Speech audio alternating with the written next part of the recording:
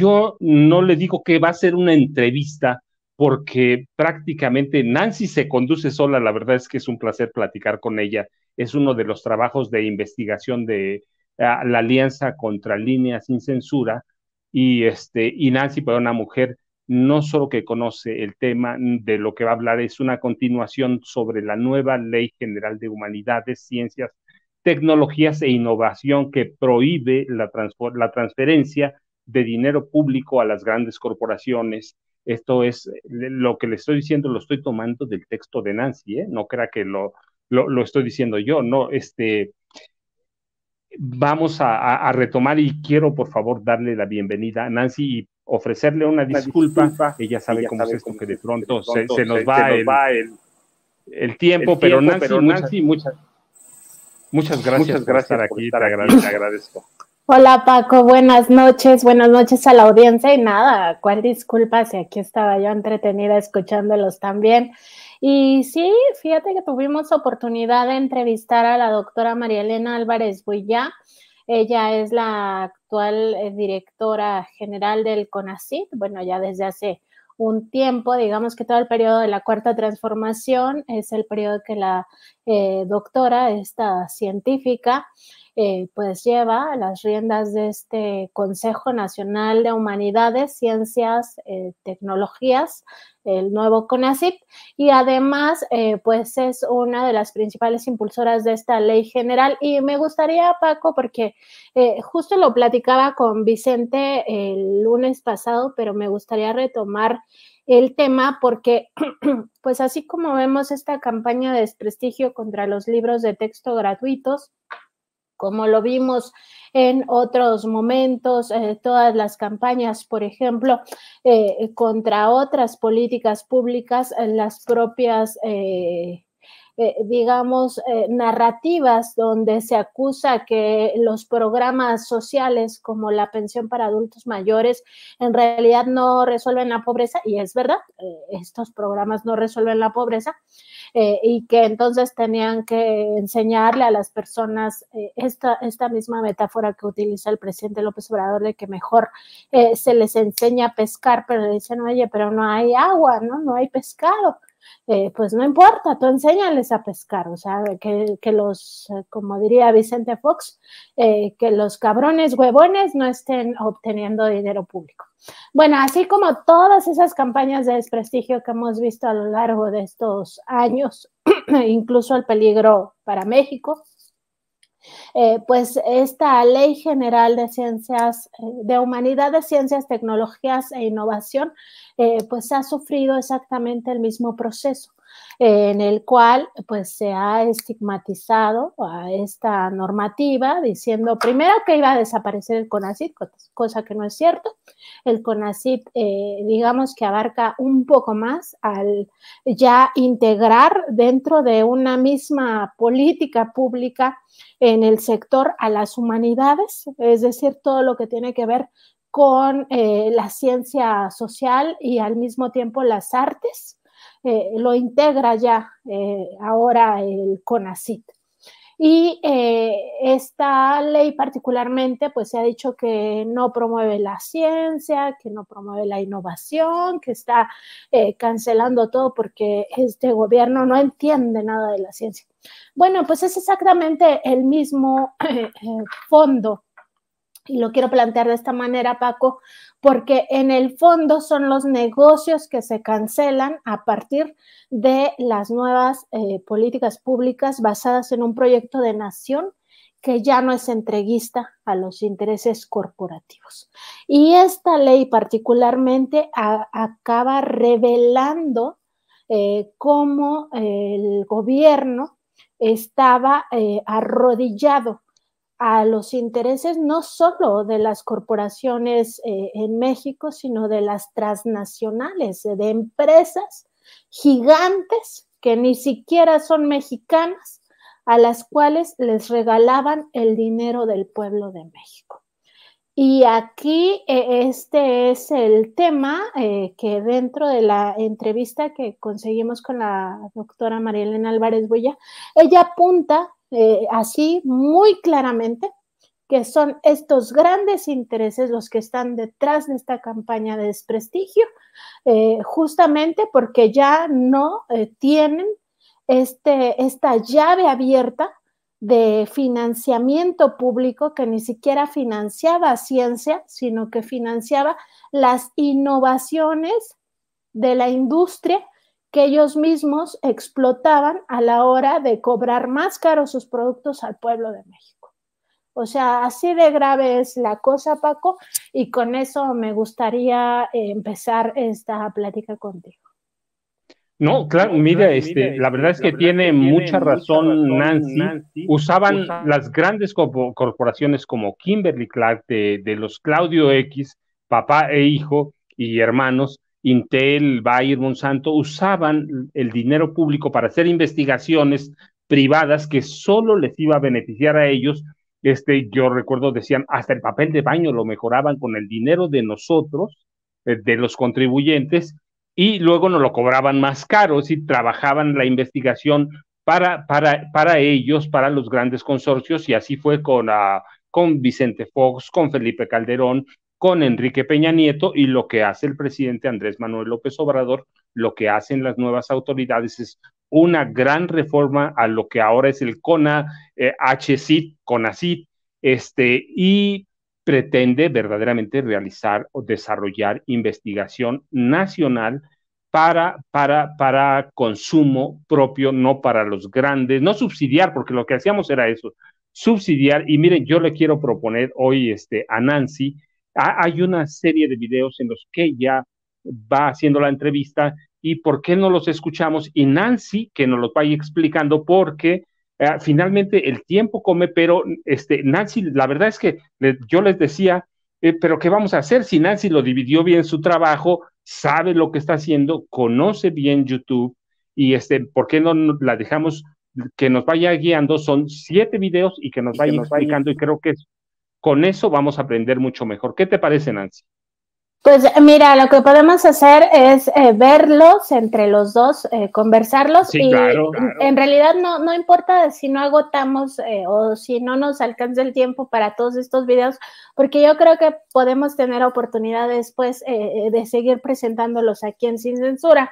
Si te parece, vemos el primero de estos cortes.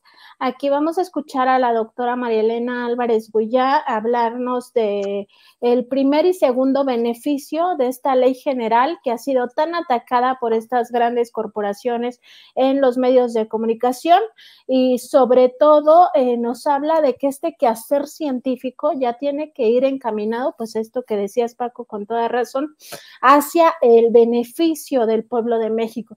O sea, que el pueblo de México sea el beneficiario de este financiamiento público a la ciencia, la tecnología, la innovación, las humanidades, y nunca más para algo que ella misma considera podría configurarse como estafas maestras, aunque obviamente ella también lo menciona, no está tipificado de esta manera, pero pues al final es un daño patrimonial multimillonario. Estamos hablando de más de 45,000 millones de pesos que se entregaron en esos 3 sexenios, de los cuales pues la mayoría del dinero, más del 90%, se entregó entre el sexenio de Felipe Calderón y el de Peña Nieto a los grandes corporativos, Paco.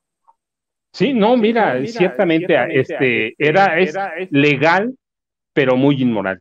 Legal, pero lo que hacían con la condonación de impuestos, yo recuerdo mucho, mira, consultando los datos de Hacienda, entre Vicente Fox, a Felipe Calderón y Enrique Peña Nieto, le condonaban cada año un promedio de 600,000 millones de pesos a los grandes empresarios. Ese dinero que tenían que pagar en impuestos, se quedaban cada 6 años, les perdonaban en impuestos el equivalente a un presupuesto anual de la federación. Así que tiene razón, es un cambio fuerte, es un cambio grande, y que era legal, pero era muy inmoral. ¿Qué les parece si empezamos? Por favor, vemos el segundo video, lo analizamos, lo platicamos, y vamos viendo, por favor. Sí, mira, el primer beneficio es que es la primera ley general que tiene el país en materia de HCTI. Eso quiere decir que es la primera vez que vamos a poder armonizar a lo largo y ancho del país, en todas las entidades federativas y en sus municipios, una normativa coherente que nos permita hacer un uso más eficiente y además más pertinente de todas las capacidades científicas que tenemos en el país. Entonces ese es el primer beneficio. El segundo es que es una ley coherente también internamente con el resto de las normativas en la cabeza del sector de HCTI y con el resto del gobierno federal. Hay una armonización y una definición clara, precisa de competencias en el quehacer de HCTI, que es muy importante para el presente y para el futuro. Tanto a mediano como a largo plazo, el quehacer científico soberano que genere autosuficiencia tecnológica en beneficio de las mayorías y que no sea más una normativa vacía, hueca, que permita que este quehacer y todos los recursos millonarios que se transfirieron a intereses privados se vuelvan recursos que en detrimento, en perjuicio del pueblo de México, se desvían a intereses creados, corporativos, privados y también políticos. Porque así como la estafa maestra, me atrevo a decir, aunque no ha habido ese tipo de tipificación, pero también pues hubo mucha manipulación a través de los recursos, mucha coopción de voluntades y mucha generación de grupos no para beneficio de la ciencia, del desarrollo tecnológico y de la humanidad, porque si beneficia a México, beneficia a toda la humanidad. Y la verdadera ciencia, por cierto, siempre está a favor de las causas justas. Entonces, desviar esa vocación tan generosa, tan virtuosa, tan humanística de la ciencia, del quehacer humanístico y científico, para favorecer a intereses creados, fue posible gracias a una carencia de normativa y a una ley hueca muy al estilo neoliberal que permitió, por ejemplo, que la ley orgánica de CONACYT, que a toda costa la oposición quería que sacáramos de la ley general, pudiese modificarse a modo, inclusive contradiciendo a la ley pasada, ya no vigente, a la Ley General de Ciencia y Tecnología. Perdón, no era ley general, a la única ley vigente que había hasta mayo que acaba de pasar de 2023, en que se aprobó la primera ley general de HCTI. Yo rescato dos puntos y lo que estábamos hablando con Nancy. Primero, que se armoniza todos los estados, es decir, la investigación se hacía en la Ciudad de México y quizá en alguna universidad privada de los estados, pero fuera de ahí la investigación es muy poca o los investigadores salen tarde y salían mal o beneficiaban a la iniciativa privada o, como decía se beneficiaba a intereses extranjeros y se permitía la inmoralidad, ¿cierto, Nancy?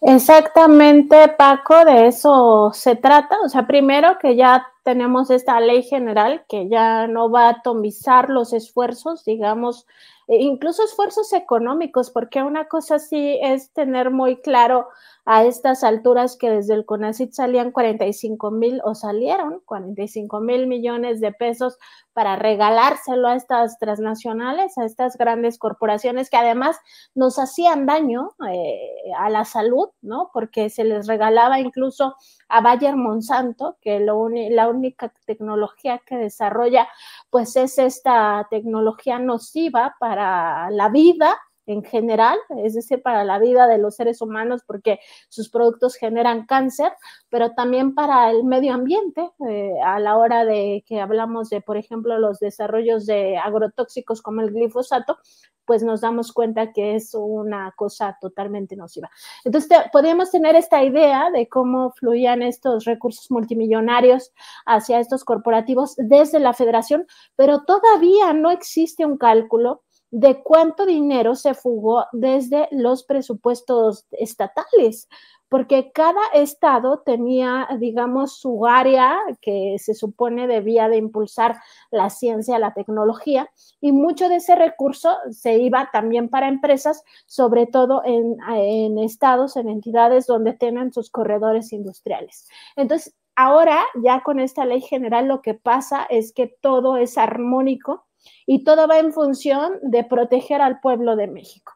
Es decir, que todo desarrollo de ciencia, tecnología, investigación en humanidades, en las artes, etcétera, tenga como objetivo prioritario beneficiar de alguna manera a toda la población y no a un sector corporativo, a una empresa en específico con las patentes, sino que esto sea generalizado. Y lo segundo, que ya no se permiten estas estafas maestras. O sea, esto ya se acabó con la ley general, se prohíbe el uso discrecional del dinero público para regalo de las grandes corporaciones. Y a mí me parece este ya es el cambio fundamental, sustancial de lo que ocurría en el pasado y lo que vamos a tener ahora.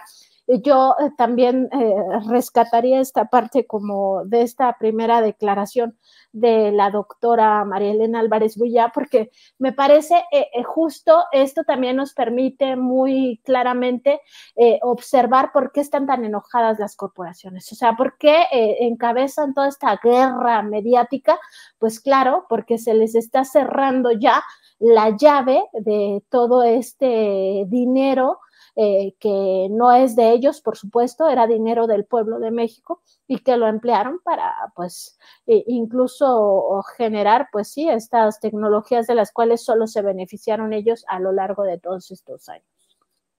Pero mira, déjeme decirle algo.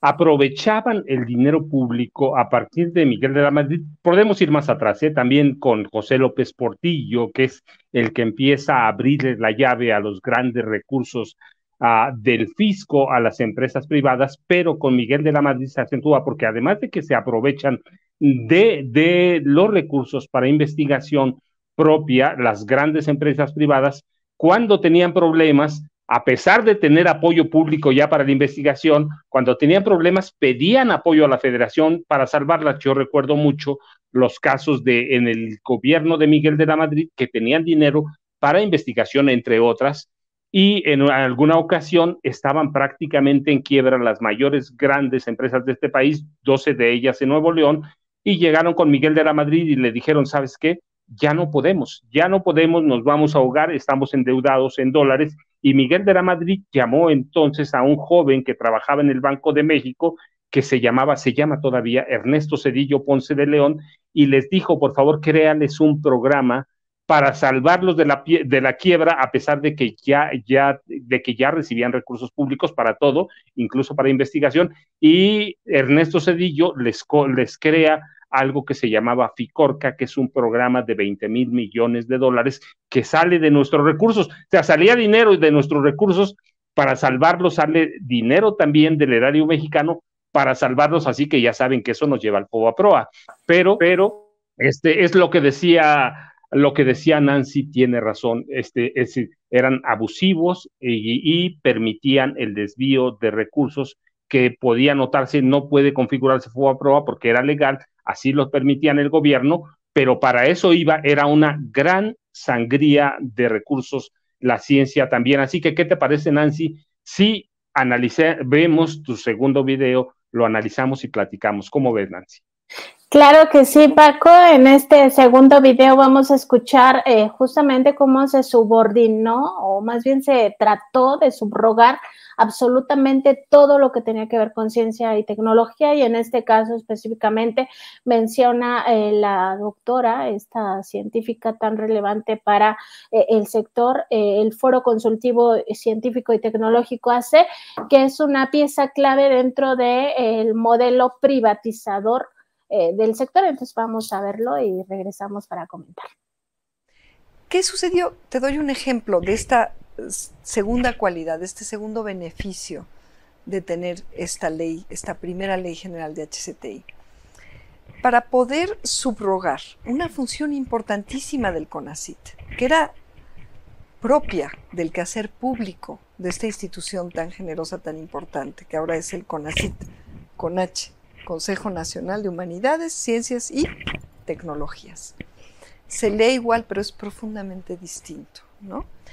¿Qué es lo que ellos querían? Igual que en todo el gobierno neoliberal, subrogar, privatizar, derivar el quehacer público hacia entidades privadas. Y una función muy importante del CONACYT es consultar, lo que hicimos para generar esta ley, por cierto, ahorita hablamos de eso, consultar ampliamente a las universidades, pero no solamente a las autoridades, a los colegas, a las estudiantes, a los estudiantes, a los tecnólogos, también a entidades productivas, públicas y privadas que puedan coadyuvar al desarrollo tecnológico soberano, autosuficiente. Estos órganos de consulta, el famoso foro consultivo científico y tecnológico, en la ley pasada, que no era ley general, insisto, estaban descritos y estaban mandatados como órganos internos de consulta, sin que esto implicara una erogación particular, más que, bueno, pues tener los espacios adecuados, facilitar las reuniones, y se planteaba como un órgano de consulta abierto, democrático. Eso estaba de manera muy sucinta en la ley, pero estaba. ¿Qué hicieron? Modificaron la ley orgánica, que no estaba dentro de la ley de ciencia y tecnología, la modificaron a modo, pero además a posteriori, que generaron una asociación civil de interés privado que arrebató, que secuestró esa función tan importante. Entonces imagínate, generan una mesa en una entidad privada, que es una asociación civil, y ya ahí es a donde concurrían nada menos que los rectores de las universidades más importantes del país, que los directores generales, pero también los representantes de los grandes intereses de este país, económicos. Es el Foro Consultivo Científico y Tecnológico AC. Entonces, una ventaja, un beneficio para lo público, para el interés general público de esta primera ley general de HCTI hoy vigente, es que hay una sola normativa que integra la ley general, la ley orgánica del CONACYT dentro de la ley general, de tal manera que no puede modificarse esta normativa, que es la ley orgánica, a modo, e inclusive entrar en contradicción con la propia ley. Eso es lo que yo me encontré. Yo me encontré una ley orgánica de CONACYT en contradicción a la ley, porque ellos no la podían modificar así de fácil, pero la ley orgánica sí, la pudieron modificar con una junta de gobierno a modo, en donde, por cierto, sentaron a quien representaba esta asociación civil. Imagínate. Y en esa mesa de la asociación civil, que además no solamente tomó o secuestró, o a ella le subrogaron las funciones tan importantes de consulta que debería ejercer el propio CONACYT como cabeza de sector, sino que también tomó su nombre. Entonces, yo te voy a confesar algo, y se lo confieso a quien me está escuchando. Yo, como miembro de la comunidad científica, pues creía que este Foro Consultivo Científico y Tecnológico era orgánicamente parte del CONACYT. Y ya no, ya era una asociación civil, que es una instancia de interés privado. Y ahí, bueno, ocurrieron muchas cosas. Pero, ¿qué es lo que ahora tenemos? Tenemos una ley general en donde se integra esta ley orgánica del CONACYT, y eso impide que se pueda modificar a modo para intereses particulares, que no son los del pueblo de México, los de la comunidad de HCTI en general, amplia.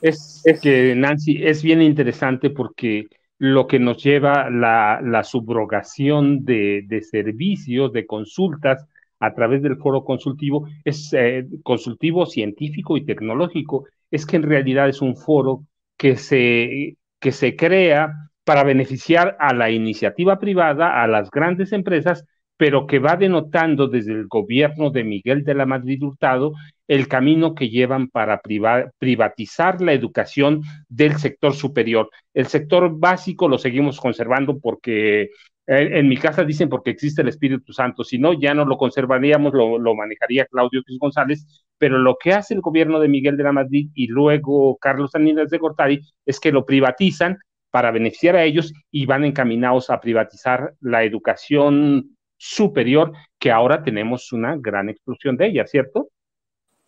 Y fíjate esto que dices, bueno, me saca una sonrisa, pero al mismo tiempo es como de esas cosas que no sabemos si reír o llorar, porque al final reflejan en el fondo una desgracia, ¿no? Y qué es la desgracia del neoliberalismo, toda esta privatización terrible a la que nos condujo. Y sí, o sea, es que solo porque, casi porque Dios es grande, no les alcanzó el tiempo para venderlo todo.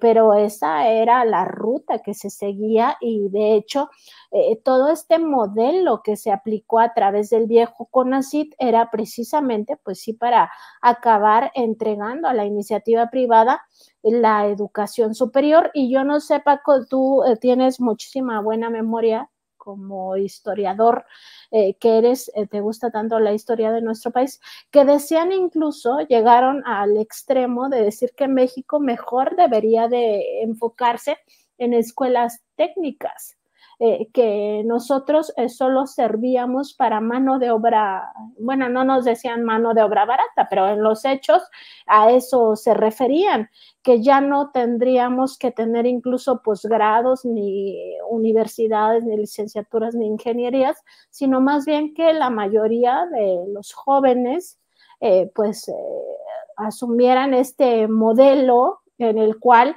pues estamos condenados a ser siempre la mano de obra barata de los países ricos.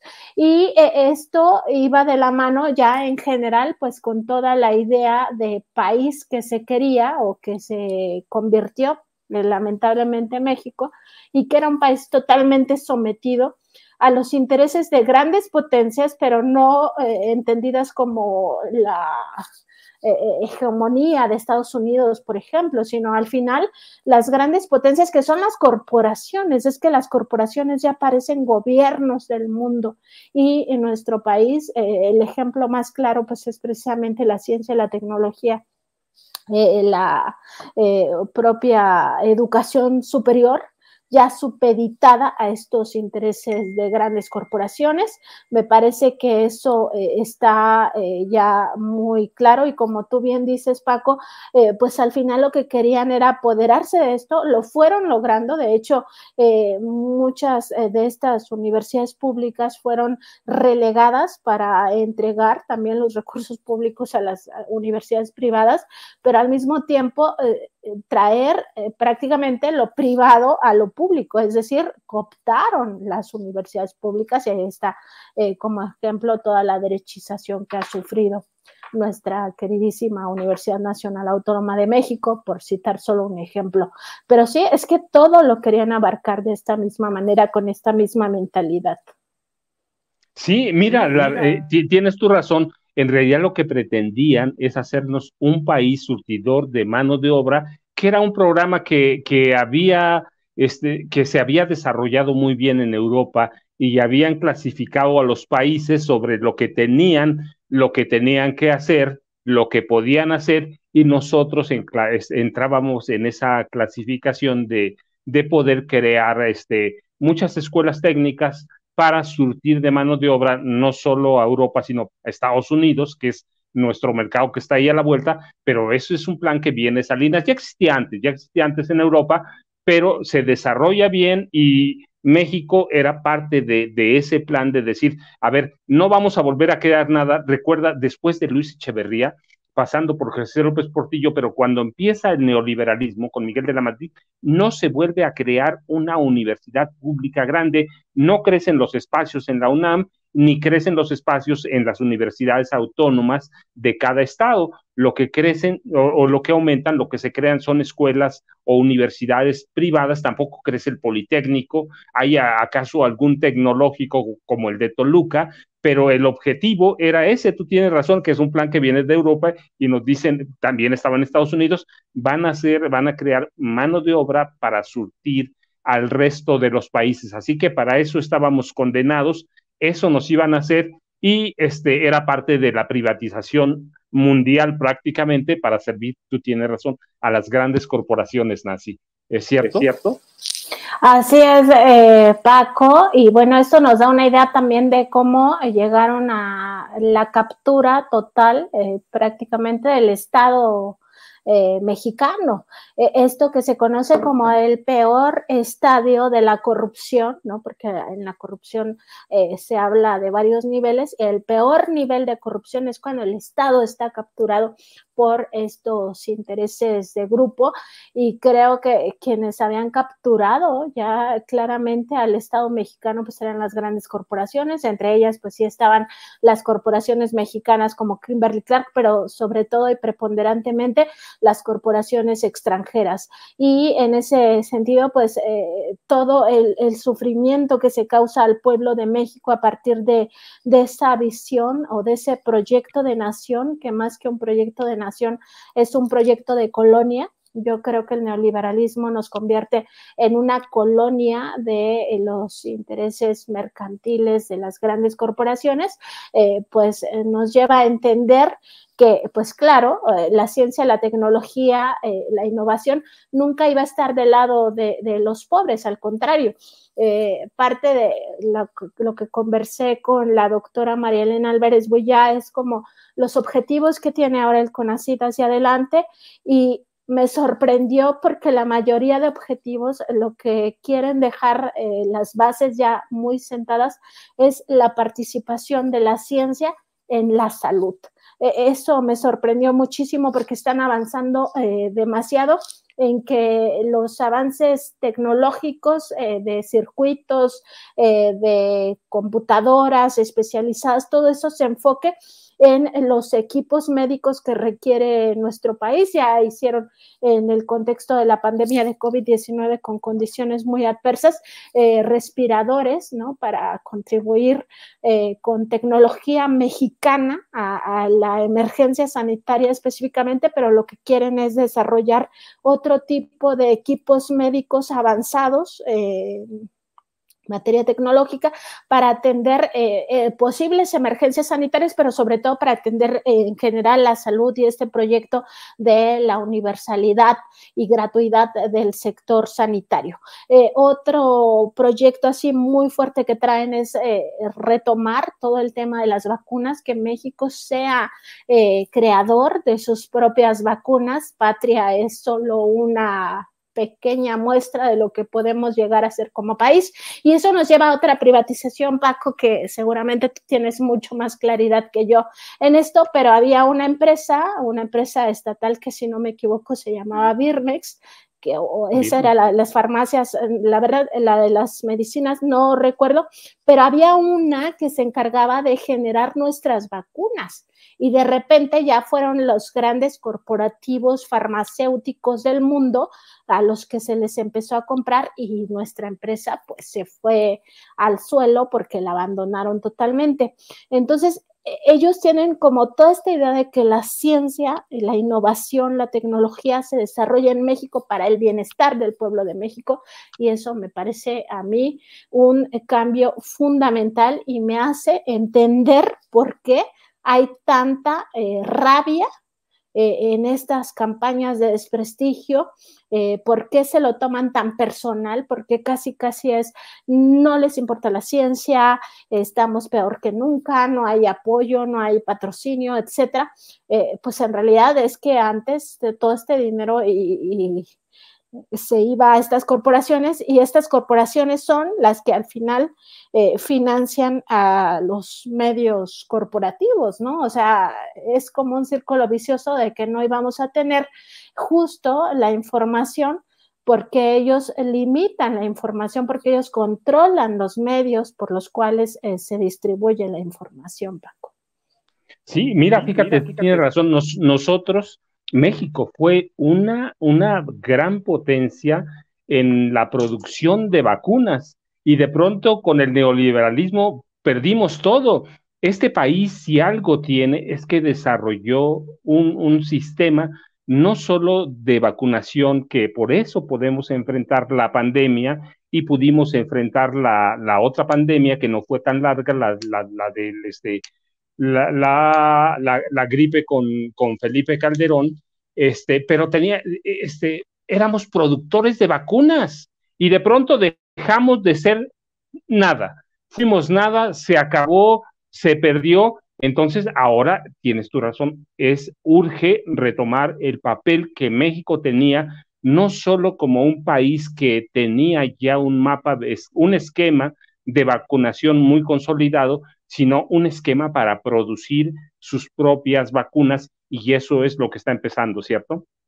Así es, justamente Paco, porque se está viendo que todo este sector tiene que estar para beneficio de los mexicanos, las mexicanas. Si te parece, vemos el tercer corte. En este nos habla la doctora María Elena Álvarez Bullá de justamente que el CONACYT ya es ahora rector de todos los centros de investigación científica y tecnológica que antes estaban pues atomizados, incluso ya prácticamente privatizados a favor de intereses específicos, de intereses creados, y volvemos al mismo punto, o sea, como la nueva ley arranca de raíz, digamos, todos estos vicios que ya teníamos en el sector y al final nos lleva siempre al tema de que todo lo estaban privatizando, o sea, todo ya prácticamente estaba en manos de privados o de intereses creados, y esto es justo lo que les está doliendo, Paco. Si quieres, vamos a verlo.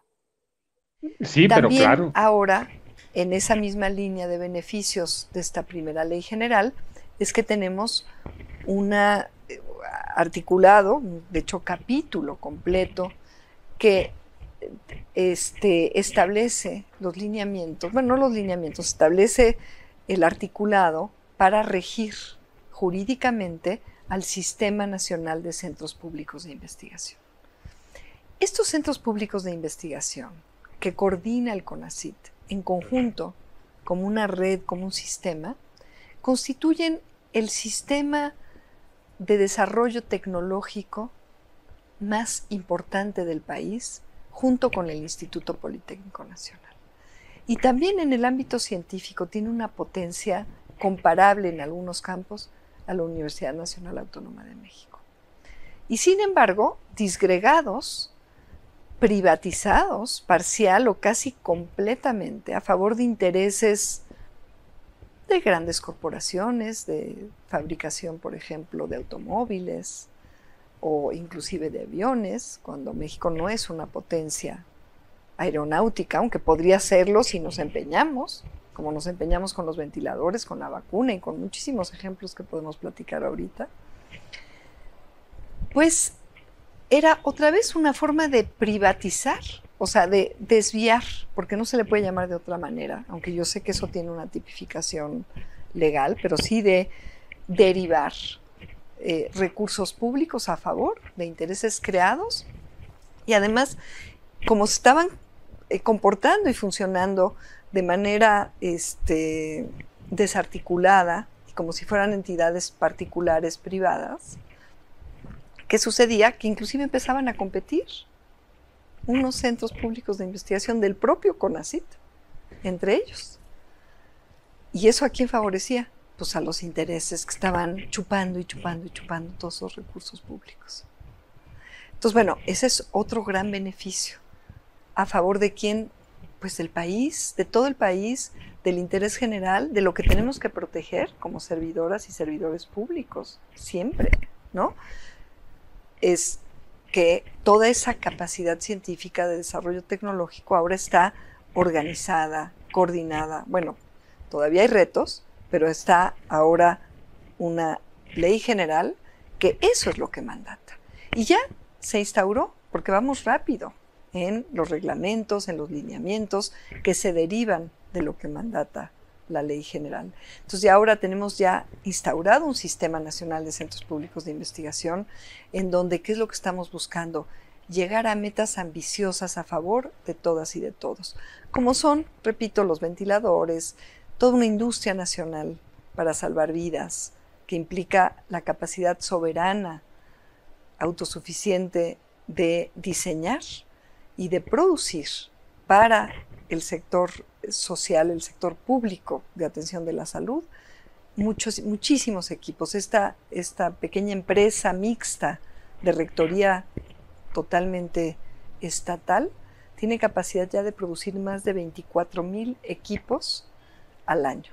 No solamente ventiladores, monitores fetales, cardiógrafos de alto nivel, también sistemas de cómputo propios hechos en el país por talento mexicano, genera empleo para los ingenieros, ingenieras, colegas que tienen un doctorado y que pueden dar su talento en este tipo de industrias de interés general.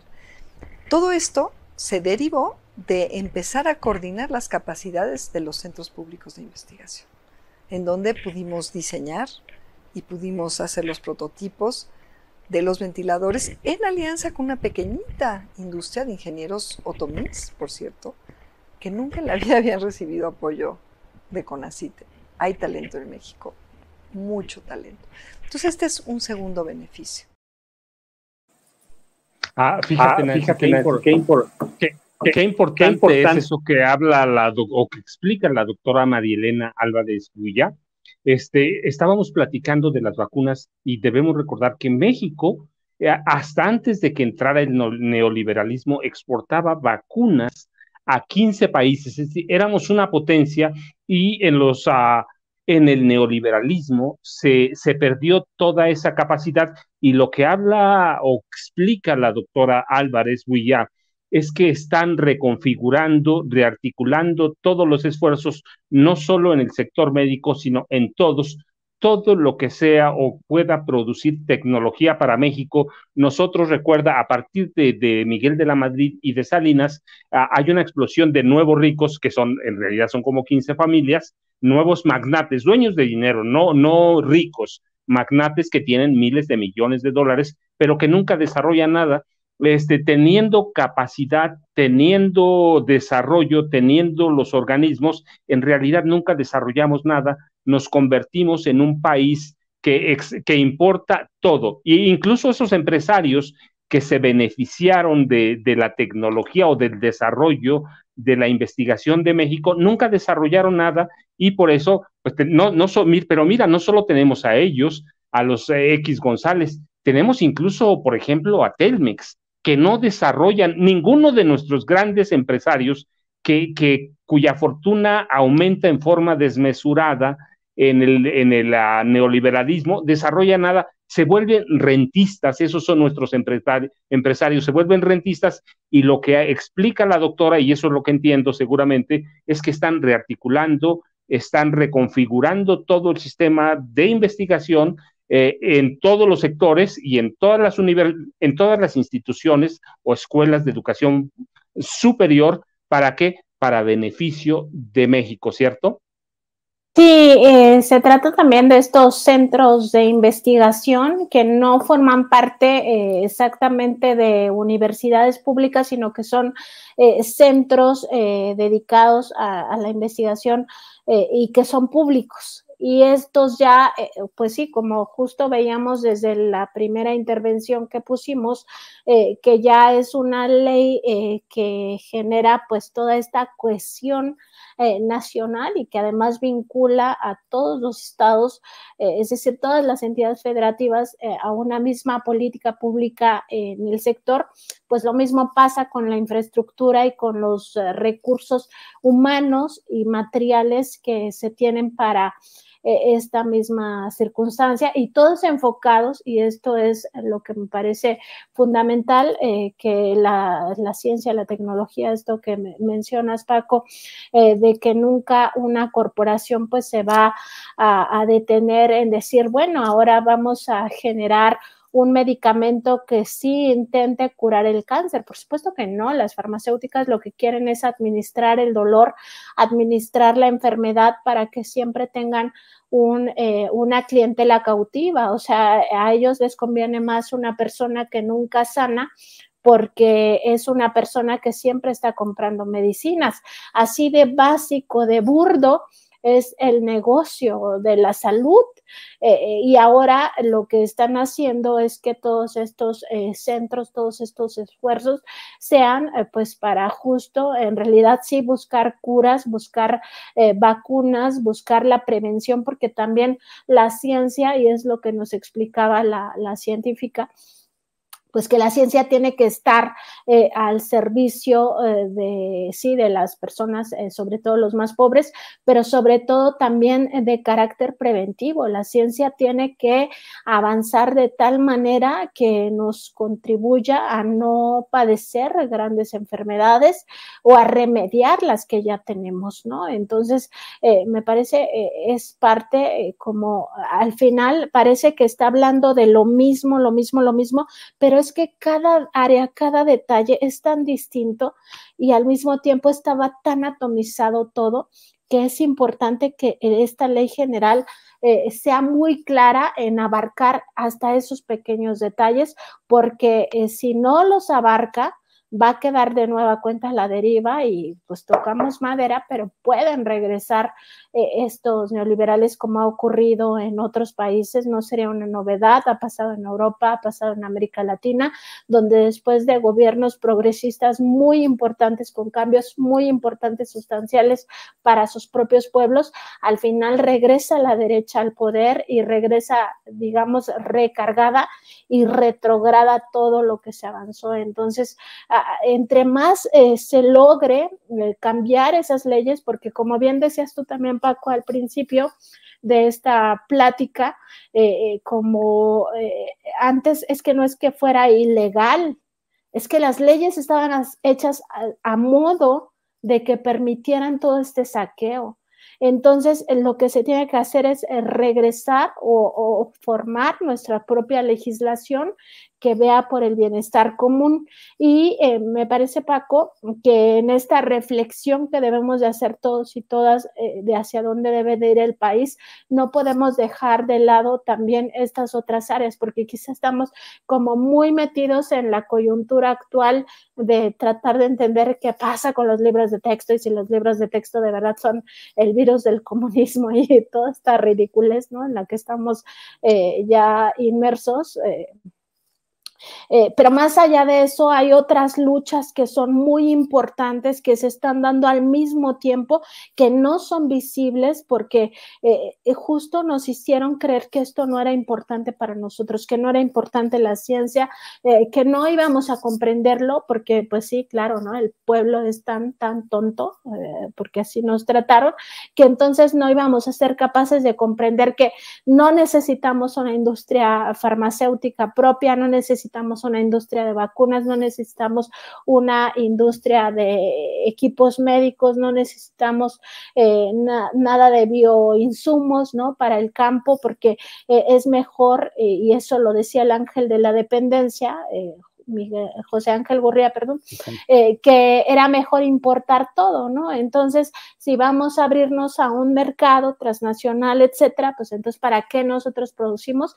Bueno, pues ya vimos la catástrofe que ocurrió en Europa con todo esto de la falta de soberanía energética que ellos tenían. Entonces, lo que nos lleva a ver que necesitamos ser soberanos en absolutamente todos los ámbitos: la ciencia, la tecnología, las humanidades, la innovación. No puede quedar fuera de esto, Paco. Yo creo que ya no nos daría tiempo de ver ningún otro corte, que lo dejaríamos para otro programa, y si te parece, mejor reflexionar sobre este último punto, Paco, pues sería importante también conocer tu opinión. No, absolutamente. Mira, pues yo recuerdo mucho cuando era jovencito, no más jovencito, ya no soy jovencito. Nosotros, yo te decía, éramos una potencia en la producción de vacunas y hoy exportábamos a 15 países. Hoy importamos el 90% de todo el medicamento relacionado con vacunas que necesitamos. En realidad no producimos nada. Cuando Carlos Salinas de Gortari privatiza el ejido, dejan al campo en el olvido, así que la producción de alimentos también va en picada y empiezan sacar las grandes ganancias y empezamos a ver cómo crecen las grandes fortunas. Y mira, esas reflexiones de, sí, ciertamente querían prepararnos los organismos internacionales, el FMI, el BID, la OCDE, tenían el proyecto de que no produjéramos nada, de que fuéramos un país, lo que decía José Ángel Gurría, que importáramos todo y que nos dedicáramos a servir a las grandes potencias. Así que ese era nuestro destino, eso era lo que nos esperaba, y difuminaron todo lo que pudieron, la investigación, la producción y los centros de desarrollo de investigación y de consulta de investigación, Nancy. Así que no, es muy interesante verdaderamente. Mira, ya nos comimos, el tiempo ya nos comió, tú sabes lo que es eso, pero no, y yo más bien te pido, mi reflexión es esa, mira, pues bien interesante por todo lo que platicamos, todo lo inmoral que hicieron, porque no era ilegal, pues ellos controlaban las leyes, lo podían hacer hasta aprovecharse de la investigación para ellos y luego cobrárnosla. Y yo te decía, a mí me asusta lo de las vacunas porque conocí bien la producción en este país y cómo exportábamos. Y hoy importamos 90% y estamos en camino, como dice la doctora Álvarez Bullá, en camino de reconfigurar todo el sistema de investigación para producir investigación, generar y producir investigación para México, Nancy.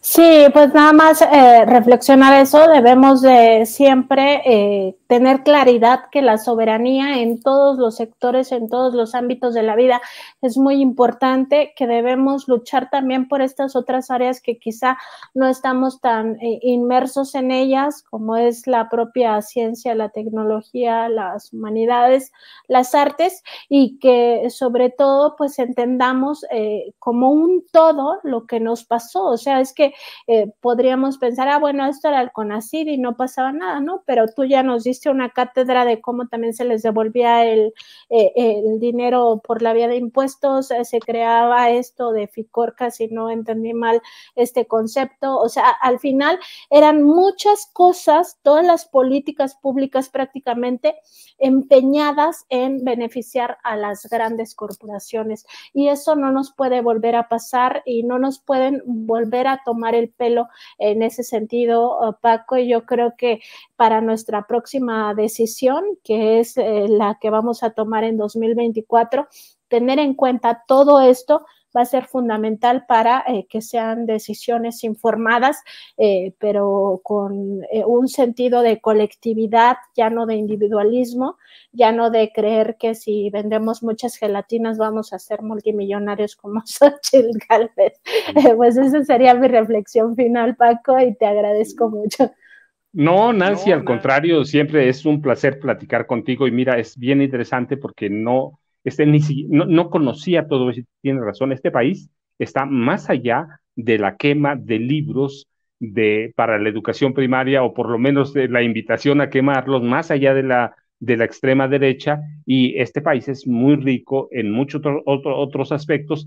Tenemos un sistema de universidades públicas, autónomas todas, que merece el apoyo. Tenemos centros, como tú decías, de investigación. Así que no, yo te agradezco mucho. Por favor, sigan a Nancy, sigan a Contralínea, que es pues, mire, yo ya no digo que es una revista, yo digo revista porque me acostumbré a leerla cuando era revista impresa.